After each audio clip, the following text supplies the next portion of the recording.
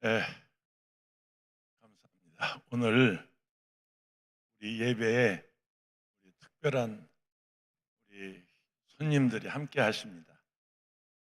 이 지역을, 이 서부전선 이 지역을 관할하는 군단이 1군단입니다. 1군단 작전 지역입니다. 중부전선이 있고 서부전선이 있고 동부전선이 있어요. 이 38선 이렇게 나누는데 이 서부전선 1군단 작전 지역인데 1군단의 특공연대 맞습니까? 특공연대 우리 장병들이 가족들과 함께 오늘 우리 예배 함께 하셨습니다. 우리 이분들 박수 한번 해드리세요. 근데 일어나봐, 일어나. 스탠드업, 일어나야지. 그렇지. 박수 치는데 앉아있는 게 어딨어? 끄덕끄덕 해야지. 감사하다고 해. 이렇게 절해. 아니면 격려라도 해. 이 사람들이 그냥 이 예배당 큰 데 오니까 격려라도 하고 그래야지. 다시 한번 뜨겁게 환영하겠습니다. 네. 앉아주시고 이분들을 인솔해서 오신 군목대는 조성민 목사님이 계십니다. 조성민 목사님은 원주 지역 한국교회 제2의 최자실 목사님 같은 정초자 목사님이 계셨는데 그 어른의 외손자입니다. 작년에도 한번 이렇게 오셔서 우리가 짜장면 사드린 적이 있는데 올해도 어김없이 주문해 놨습니다. 짜장면하고 탕수육 미리 다 해놨습니다. 가서 뭐 짬뽕 먹든지 짜장면 먹든지 볶음밥 먹든지 가서 잡채밥 먹든지 골라서 먹어도 됩니다. 오늘 이렇게 귀한 분들과 함께 예배할 수 있어서 감사하고 우리 조성민 목사님 나오셔서 인사 말씀 해주시고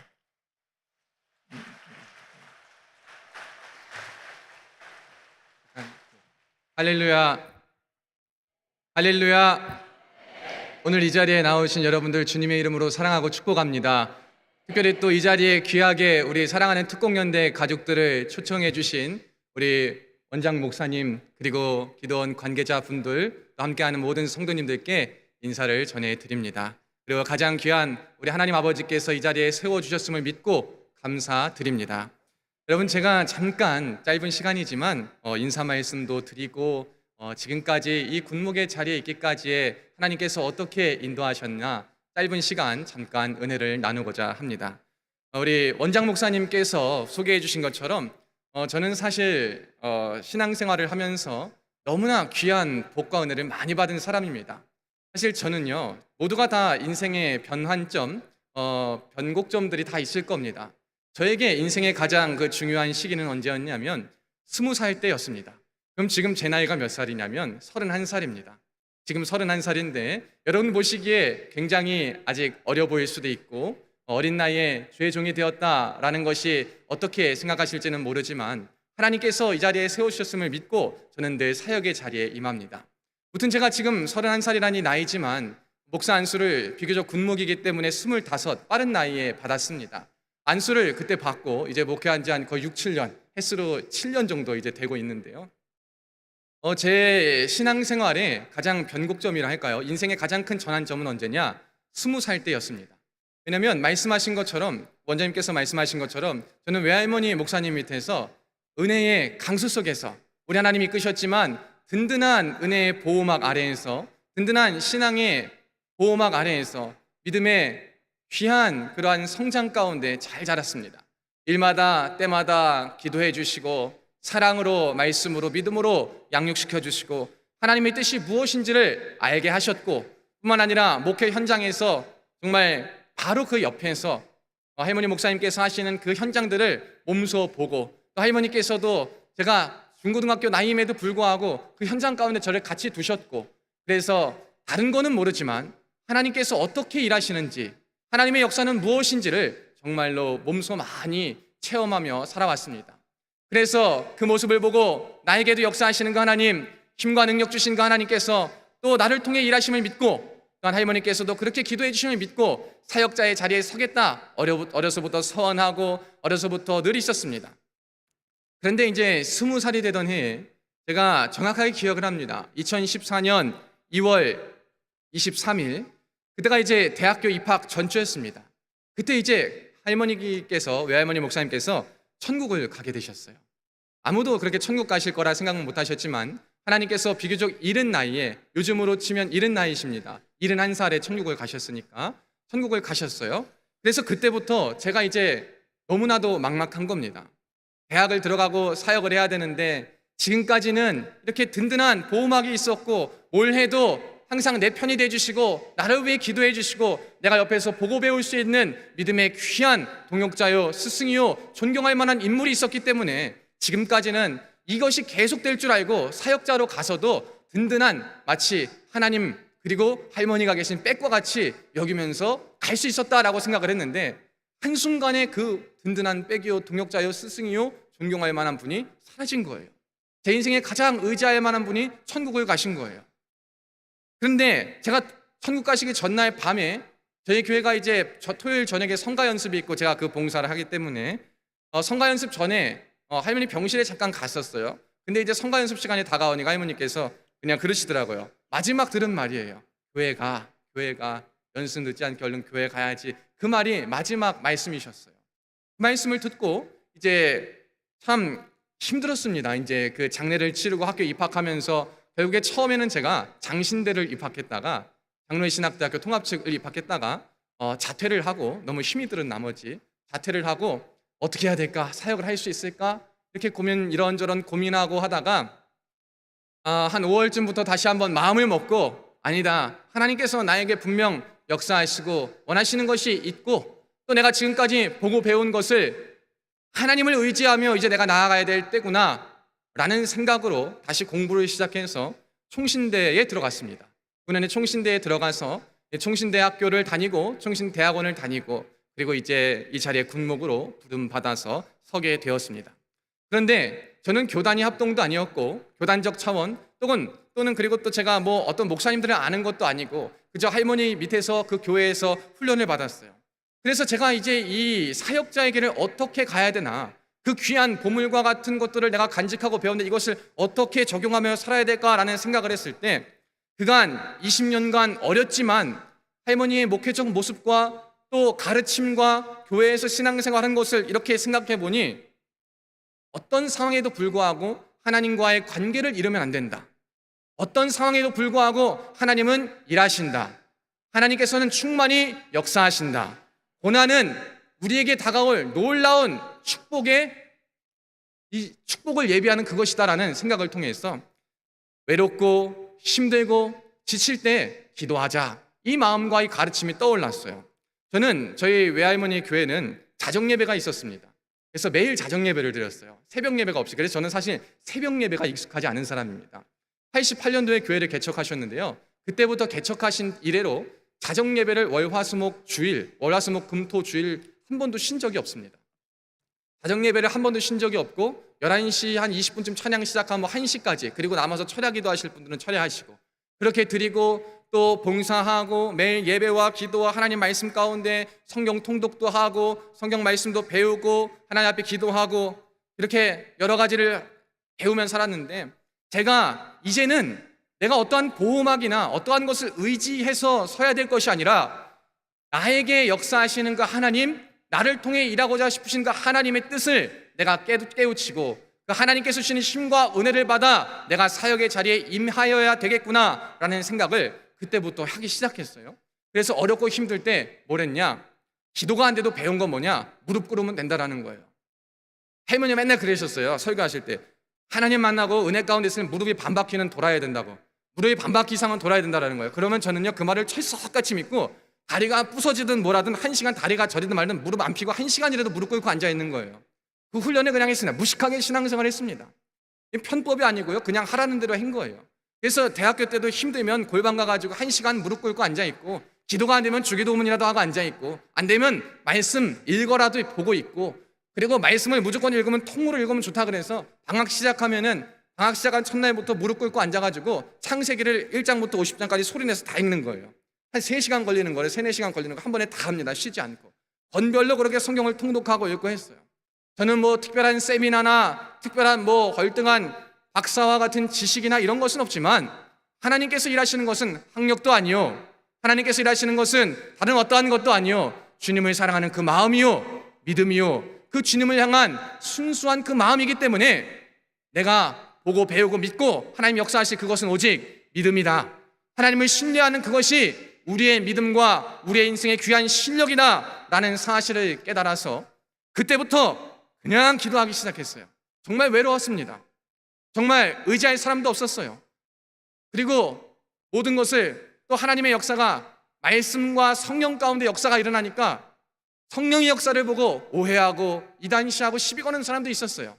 그러나 하나님께서 주신 귀한 은사, 귀한 선물, 매일 들었던 성령 충만, 말씀 충만, 은사 충만, 성령으로 뜨겁게, 말씀으로 새롭게, 은사로 강하게, 영권, 물권, 인권 받으라, 그 말씀하신 거에서 저는 어디서부터 그 말을 많이 듣고 자랐거든요.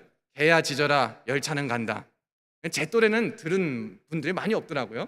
근데 저는 어려서부터 그 말을 듣고 자랐기 때문에 신앙생활하면서 그래, 개야 짖어라, 열차는 간다, 너가 뭐라 해라, 나는 주의 길을 가련다. 여러분, 이것이 말이 쉬웠고 배울 때는 아멘으로 받을 수 있지만 내 삶의 현장 속에 이것이 치열하게 싸움으로, 감정으로, 관계로 모든 것이 치달아올 때 굉장히 어렵더라고요. 그런데 그럼에도 불구하고 내가 사람을 무서워하랴, 주님을 두려워하랴, 내가 하나님 눈치를 보랴, 사람 눈치를 보랴, 하나님의 눈치를 보고 하나님을 기쁘시게 하자라는 마음으로 부족한 점도 많고 많이 어려운 점도 있었지만 그저 믿음 하나, 하나님 안에 있을 때 할 수 있거든이 무슨 말이냐, 믿는 자에게 능치 못할 일이 없다 하신 그 주님. 그러다 보니까 동역자가 없었어요. 제가 맨 땅에 헤딩을 해야 되는 거예요. 이 교단에 오고 이 사역을 하며 여러 가지 가면서 동역자가 없고 했는데 처음엔 그냥 혼자 하면 될 줄 알았는데 동역자가 필요한 거예요. 그런데 제가 다른 뭐 어떤 것이 아니라 만나는 사람에게 하나님의 사랑으로, 또 하나님의 사랑을 가지고 진심으로, 그리고 또 그곳에서 하나님이 주신 마음을 가지고 말씀으로, 그리고 기도하며 주신 마음을 가지고 응답받고 상담하고 시작할 때에 놀라운 역사들이 나기 시작합니다. 응답을 받습니다. 고침을 받습니다. 문제가 해결됩니다. 주님과의 관계가 회복되고 다시 한번 주를 만나는 뜨거운 역사가 있는 거예요. 그러다 보니까 하나님 또 많지는 않아도 귀한 동역자를 붙여주시고, 또한 하나님께서 주시는 마음, 저는 지금까지 철칙은 그거예요. 주님이 주시는 마음, 물질을 보지 말자, 사람을 보지 말자, 환경을 보지 말자, 불가능을 보지 말자. 내 욕심을 위한 것이라면 다 뒷전으로 할 수 있어요. 그러나 하나님께서 마음 주시고 하나님이 뜻 주시고 하나님이 하라 하신 것이라면 주여 아무것도 못한다 하더라도 내가 주를 믿고 나가겠습니다, 내가 주를 믿고 믿음으로 승리해 보겠습니다 라고 했을 때 그때 주님이 어떤 것을 허락하시냐, 불가능은 없구나, 주님께서 하시는데 불가능은 없구나, 그것을 우리 주님께서 깨우쳐 주셨습니다.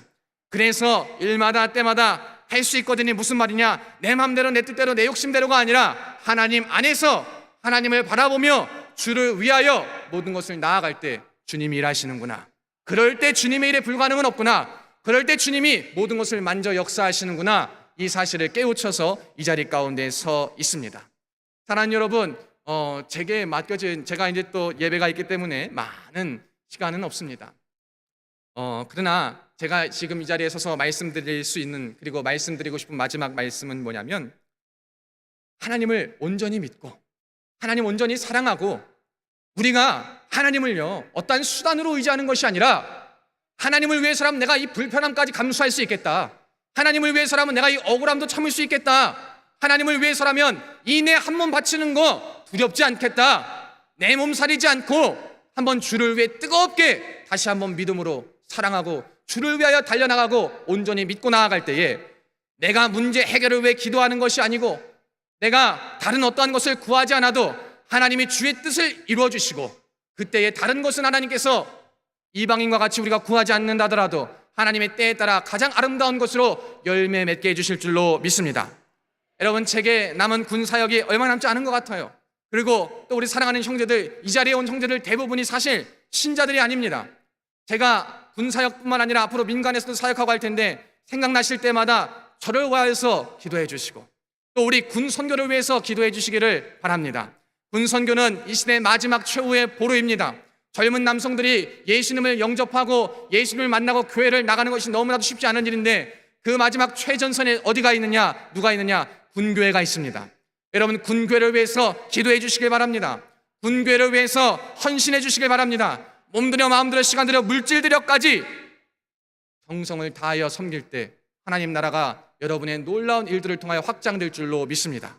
여러분, 우리가 그 일에 동역하시면 좋겠습니다. 그리고 언제나 어떤 때이든지 문제가 아니라 주님을 바라보며, 어려움이 아니라 주님과의 올바른 관계를 바라보며, 상황이 아니라 절대로 변하지 않고 신실하시는 그 하나님을 바라보며, 주님 주시는 말씀의 힘으로, 주님 주신 능력으로, 주가 주시는 놀라움으로 말미암아 우리가 살아가는 모든 세상 가운데에 믿음으로 승리하는 것이 무엇이다라는 것을 하루하루 깨달아 이 시대에 죽어가는 기도의 불이 다시 한번 살아나며, 죽어가는 말씀의 불이 다시 한번 살아나며, 하나님의 놀라운 성령의 역사, 고치시고 회복시키시고 부흥시키시고 회심시키시고 상황을 변화시키시는 놀라운 하나님의 역사를 우리의 삶에, 우리의 가정에, 우리의 공동체에 충만히 경험하실 수 있는 모든 분들 되시기를 주님의 이름으로 축복합니다. 감사합니다.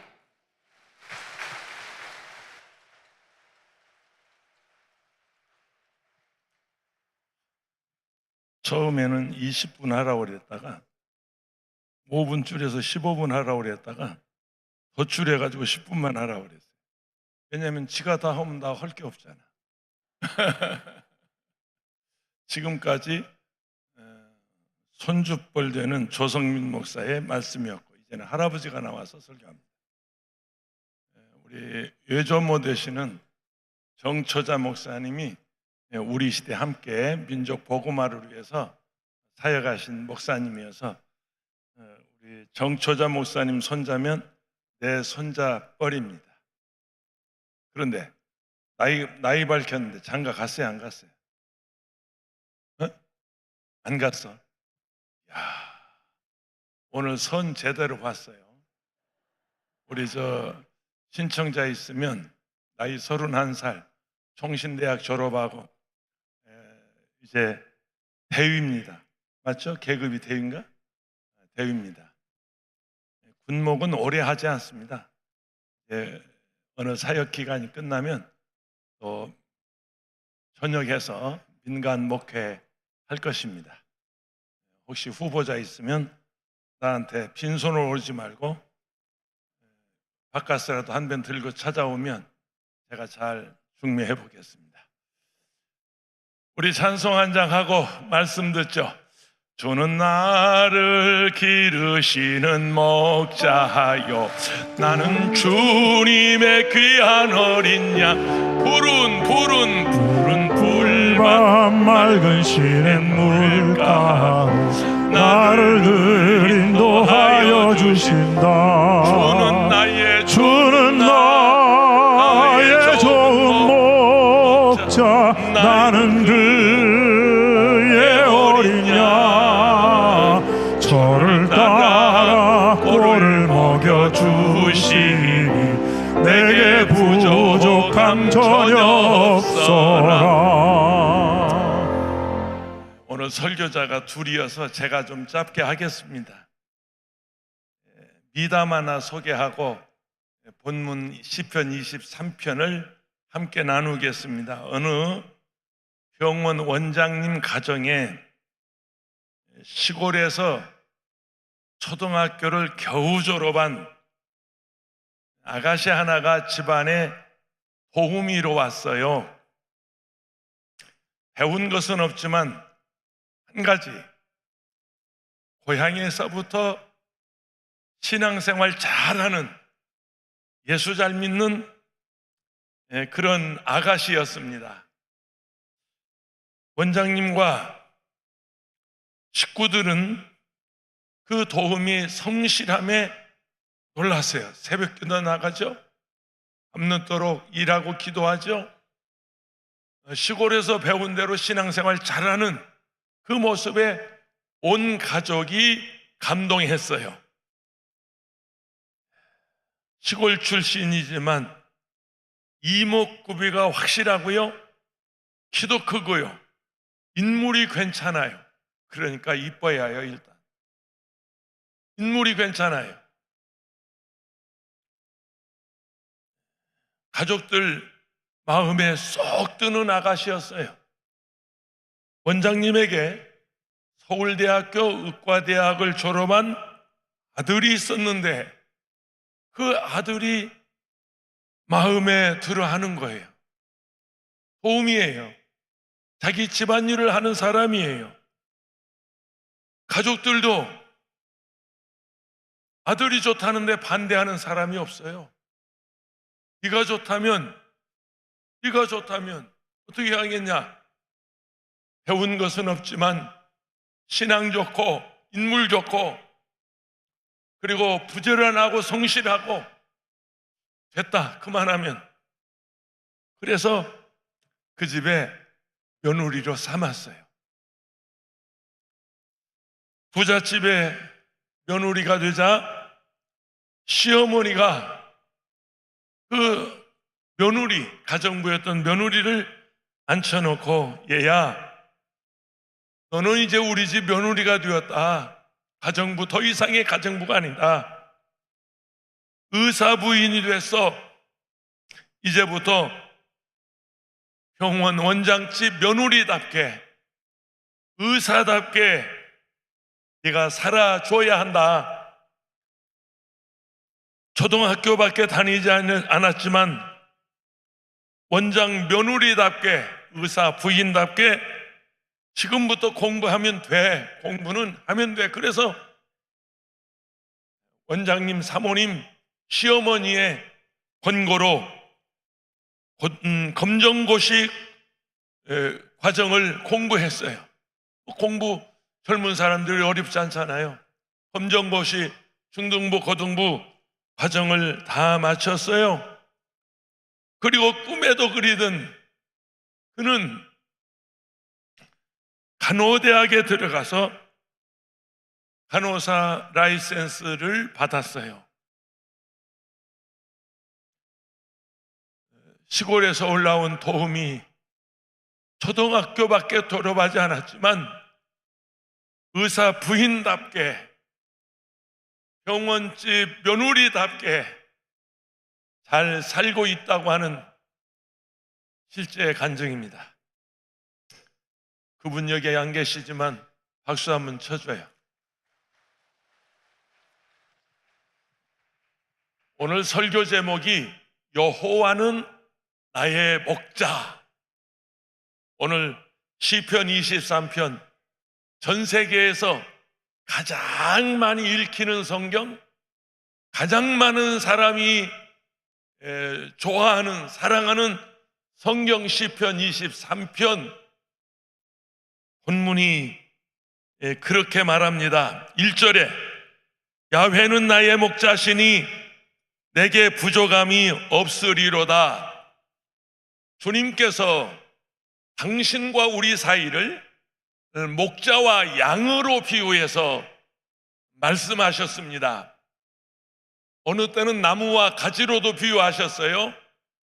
그런데 시편 23편은 주님은 목자시고 우리는 그분의 양입니다.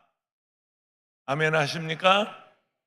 양은 군중 심리에 약하고요, 공포심이 많고요, 소심하고요, 고집이 센 게 양의 특성입니다.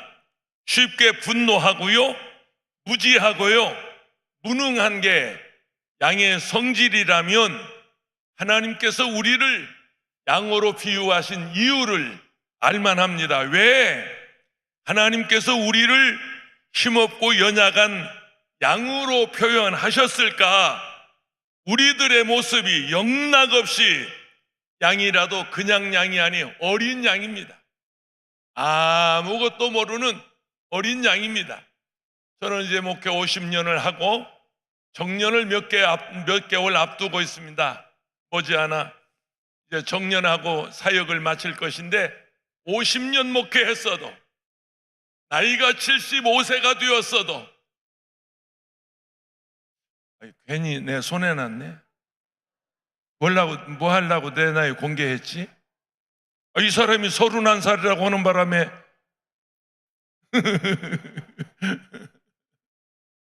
50년 목회를 했어도 75년 살아왔어도 여전히 나는 어린 양에 불과합니다.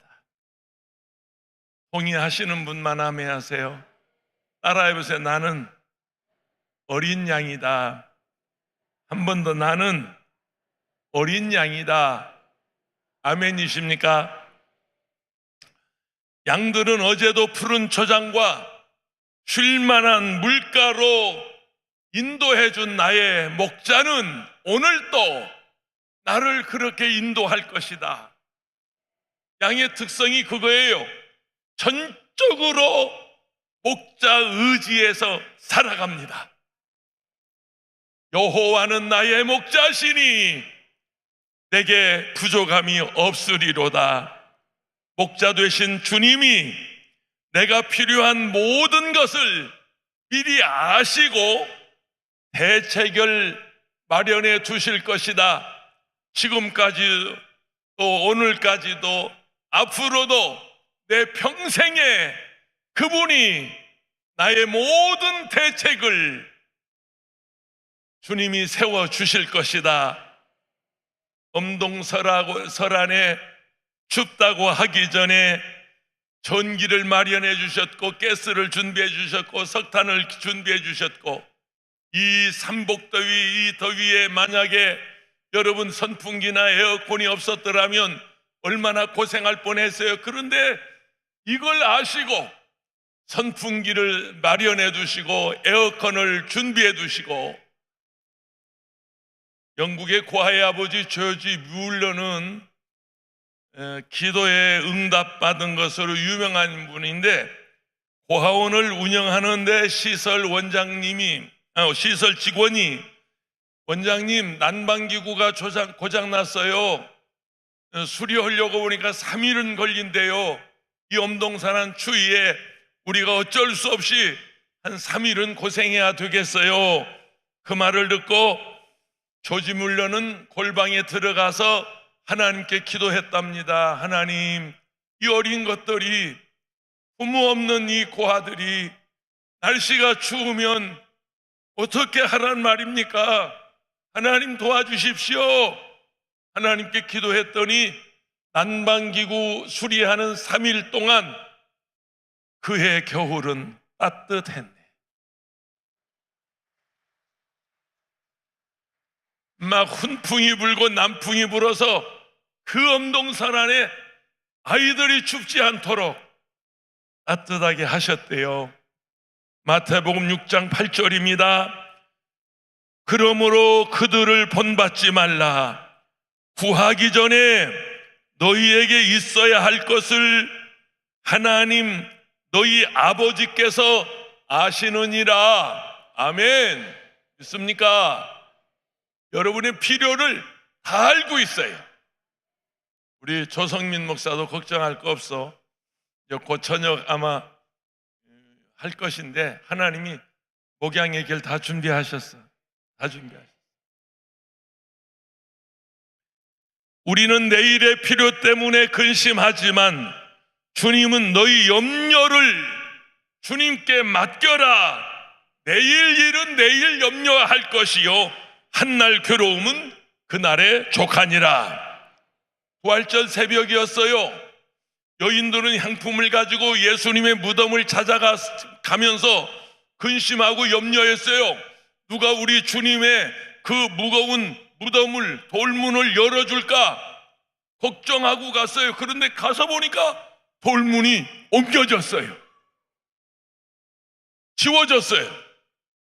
2차 세계대전이 끝난 다음에 연합군이 고아들을 돌보는데 밤만 되면 아이들이 불안해서 잠을 이루지 못합니다. 학자들이 연구했어요. 먹을 것도 풍족하고 잠잘 것도 충분한데 왜 아이들이 밤만 되면 불안해할까? 연구해 보니까 내일에 대한 염려와 걱정 때문에. 오늘은 우리가 배불리 먹었지만 내일 우리가 다시 빵을 먹을 수 있을까? 우리가 내일 습을 먹을 수 있을까? 그래서 그날 저녁부터 직원들은 연합군 말하자면 우리 군인들은 그 아이들에게 전날 내일 먹을 걸 미리 전날 저녁에 아이들 손에 쥐어줬더니 그날부터 편하게 잠을 자더라는 얘기입니다. 마태복음 6장 26절입니다. 공중의 새를 보라, 심지도 않고 거두지도 않고 창고에 모아 들이지도 아니하니 너희 하늘 아버지께서 기르시나니 너희는 이것들보다 귀하지 아니하냐. 아멘. 참새 한 마리도 소중하게 여기시는 그 하나님, 오늘 저와 여러분 목자가 되셔서 우리를 보호해 주십니다. 2절입니다. 그가 나를 푸른 풀밭에 누이시며 쉴만한 물가로 인도하시는도다. 우리를 쉴만한 물가로 인도하시는 하나님이십니다. 새벽부터 목자는 양떼를 몰고 이슬에 흠뻑 젖어 있는 풀밭으로 인도해서 해가 부르도록 양들이 풀을 뜯게 합니다. 해가 중천에 떠오르면 이 목자들은 양들을 몰아서 그늘 아래로 아니면 쉴만한 물가로 데리고 나가서 물을 마시면서 편하게 쉬게 하는 것입니다. 그늘지고 쉴만한 물가로 인도해서 평안히 쉬면서 아침 내내 먹었던 양식을 풀을 되새김질하게 합니다. 그래서 소화가 되고 양들이 건강하게 튼튼하게 잘 자랄 수 있습니다. 위인들의 공통점은 그런 것입니다. 자기를 돌아보는 반성하는 시간, 건강을 돌보는 휴식의 시간, 다시 말하면 피드백이 중요합니다. 여러분 부지런히 일하십시오. 직장도 다니십시오. 열심히 기도도 하십시오. 그러나 때로는 여러분 자신을 돌보고 반성해보는, 그것을 점검해보는 그런 피드백이 중요한 것입니다.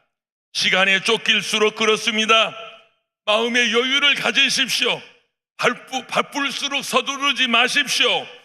마음의 무거운 생각과 짐을 내려놓고 찬찬히 걸으십시오. 바쁘다고 뛰지 마십시오.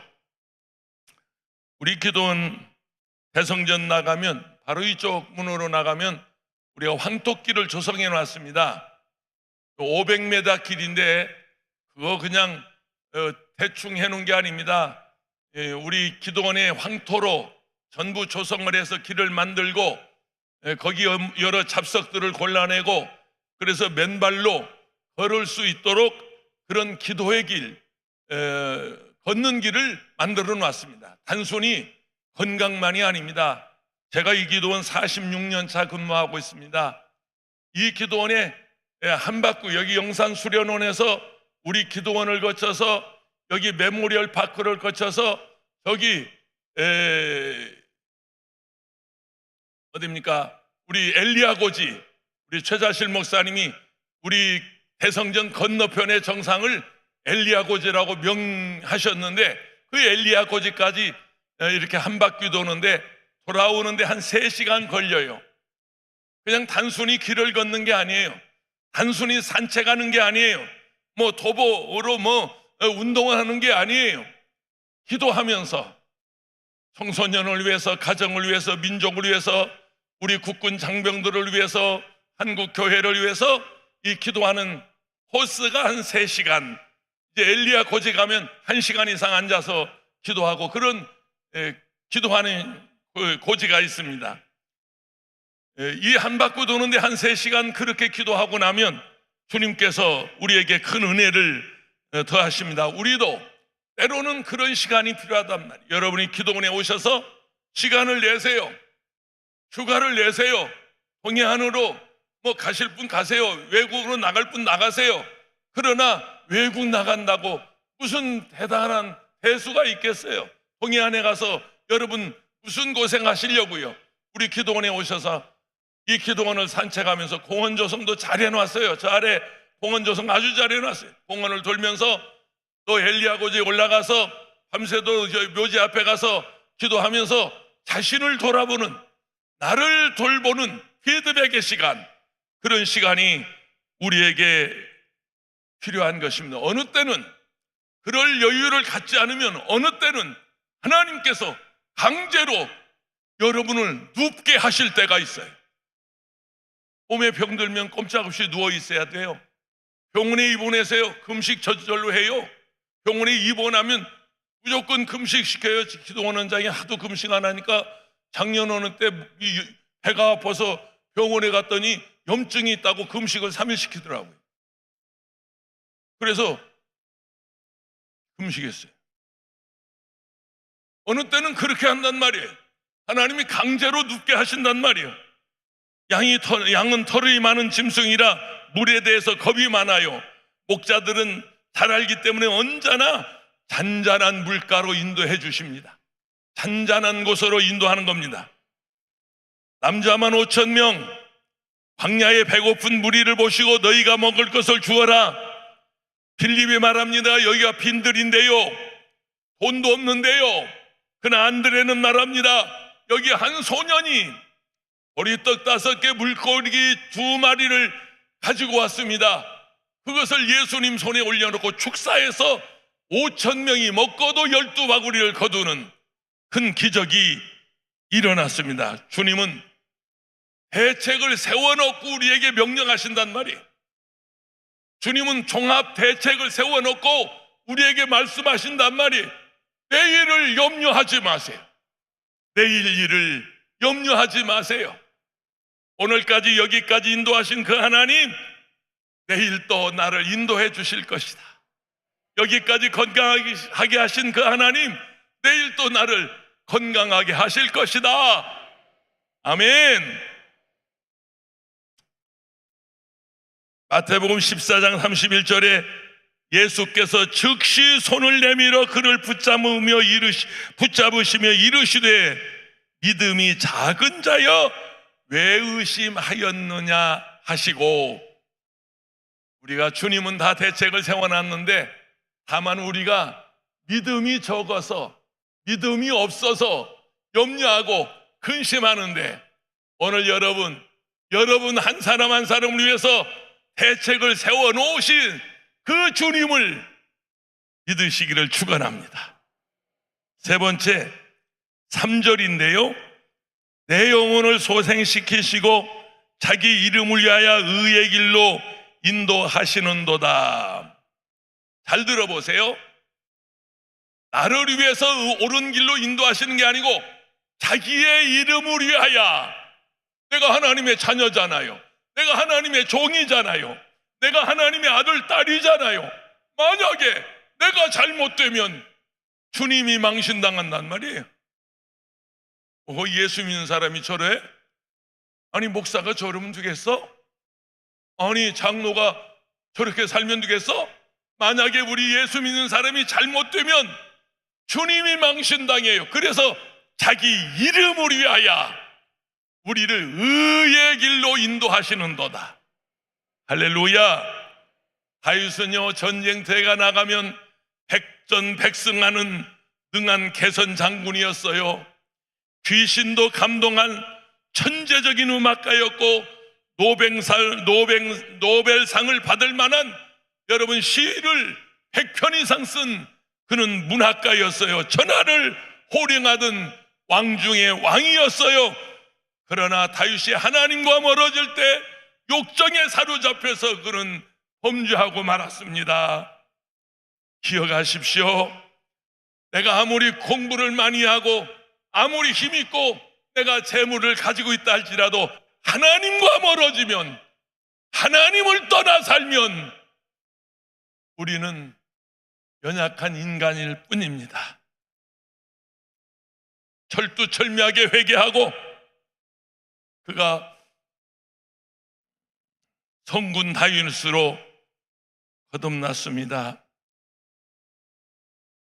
출애굽기 15장 26절에 이르시되 너희가 너희 하나님 나 야훼의 말을 들어 순종하고 내가 보기에 의를 행하며 내 계명에 귀를 기울이며 내 모든 규례를 지키면 내가 애굽 사람에게 내린 모든 질병 중에 하나도 너희에게 내리지 아니하리라 하리니 나는 너희를 치료하는 야훼임이니라. 아멘. 네 번째 4절인데요. 내가 사망의 음침한 골짜기를 다닐지라도 해를 두려워하지 않을 것은 주께서 나와 함께 하심이라.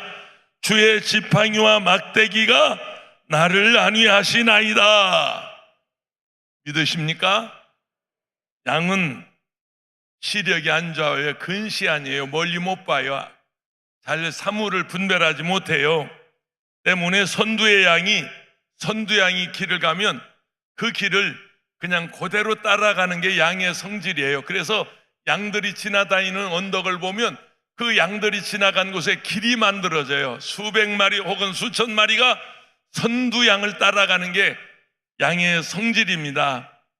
목자 없이는 잠시도 못 사는 게 양의 특성이라면 나와 여러분은 주님 없이 살 수 없는 그런 연약한 어린 양입니다. 우리가 가는 길에 험한 계곡이 있습니다. 깊은 골짜기가 있습니다.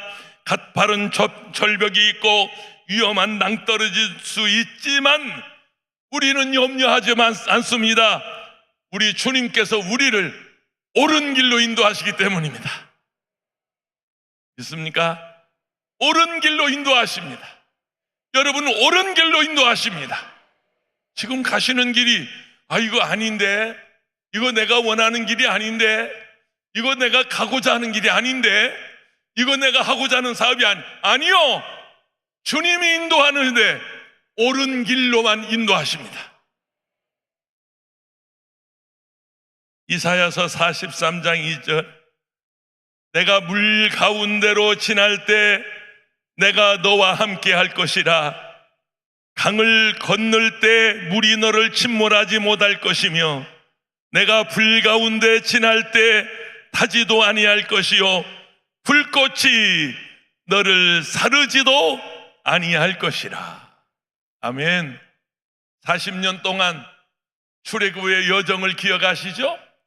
아니, 일주일이면 갈 수 있는 길을, 서해 해안선을 따라가면 하루면 갈 수 있는 길을, 광야를 지나도 일주일이면 갈 수 있는, 아니 그 가까운 길을 왜 두고 왜 하나님께서 우리를 40년 동안 그 메마른 광야, 황폐한 광야, 척박한 땅 광야에서 끌고 올라갔다가 다시 내려왔다가 좌로 갔다가 다시 우로 갔다가 광야에서 40년을 유리방황하게 만들었어요.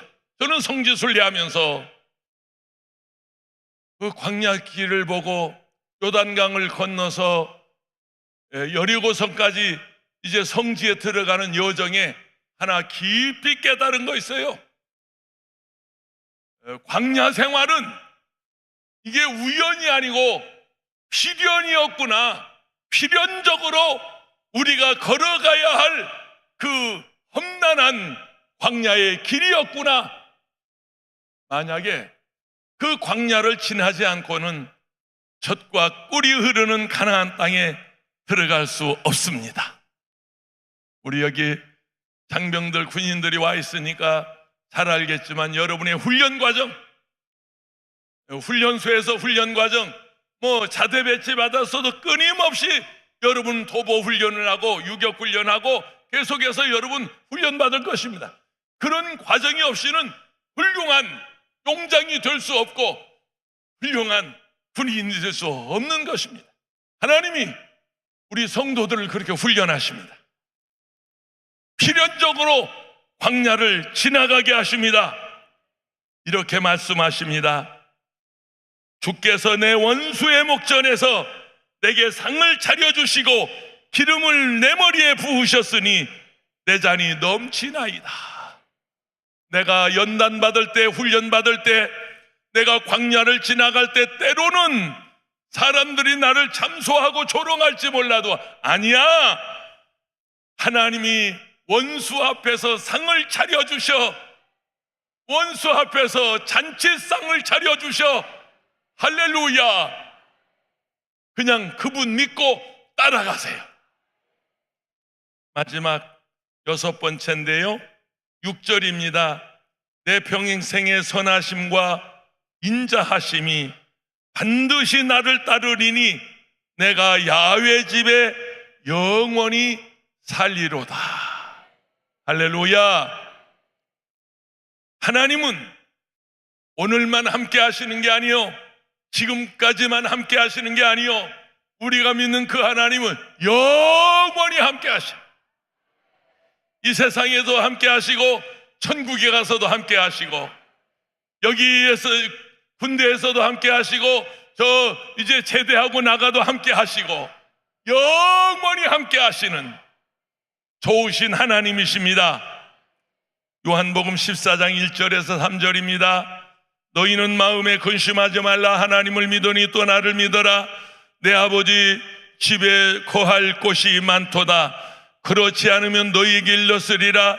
내가 너희를 위하여 거처를 예비하러 가노니 가서 너희를 위하여 거처를 예비하면 내가 다시 와서 너희를 내게로 영접하여 나 있는 곳에 너희도 있게 하리라.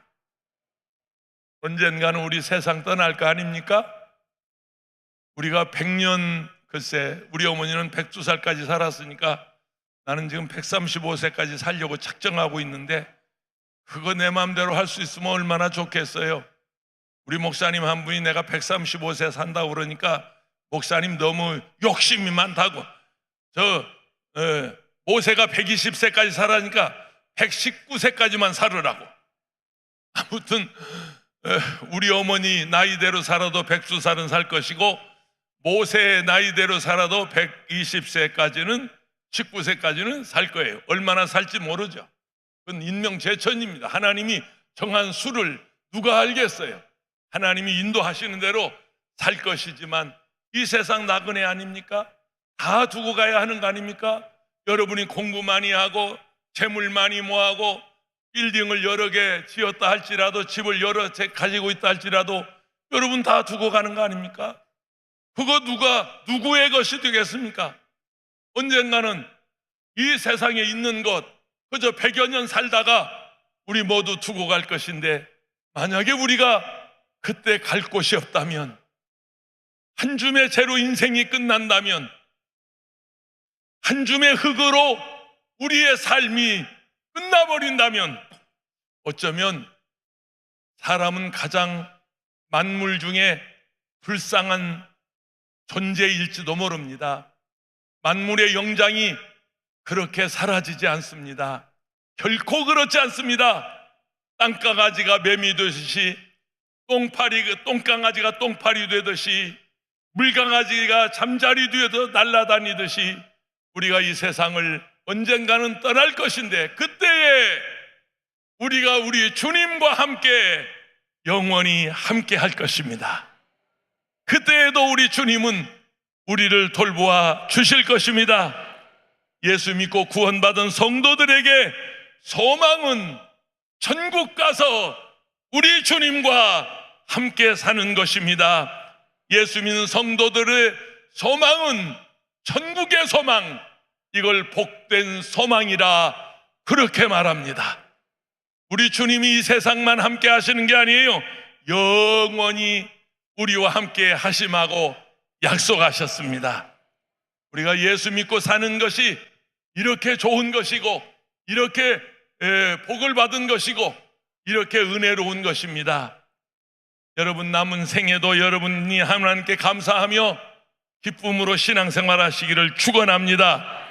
기도하시겠습니다. 하나님 아버지, 오늘 주님께서 주신 말씀을 마음에 새겨 우리의 목자가 되시는 주님을 따라 영원히 우리 주님과 함께 하게 하시옵소서. 축복하고 예수님의 이름으로 기도합니다. 아멘. 혹시 오늘 우리 교회를, 기도원 아니라도 교회를 처음 나오신 분 계신가요? 교회를 처음 나오신 분, 혹시 나는 예수를 지금까지 믿지 않았지만 이제부터 나도 예수 믿고 신앙생활 하겠습니다, 그런 분 계시면 이렇게 번쩍 손을 들어보세요. 손을 들어보세요. 예, 다 예수 믿는 분들만 왔네요. 그러면 손 들 것도 없어요. 안 믿는 분들, 지금까지 교회 다니지 않았던 분들, 그동안 다녔지만 이제 오늘 결심하고 나도 신앙생활 잘 하겠습니다, 그런 분 계시면 오른손 번쩍 들어. 기도는 그런 분들이 안 와요. 그래서 괜히 안 하는데 한번 해봤어요. 우리 말씀을 기억하시면서 다 같이 주여 3번 하시고 합심하여 통성으로 기도하겠습니다. 주여, 주여, 주여.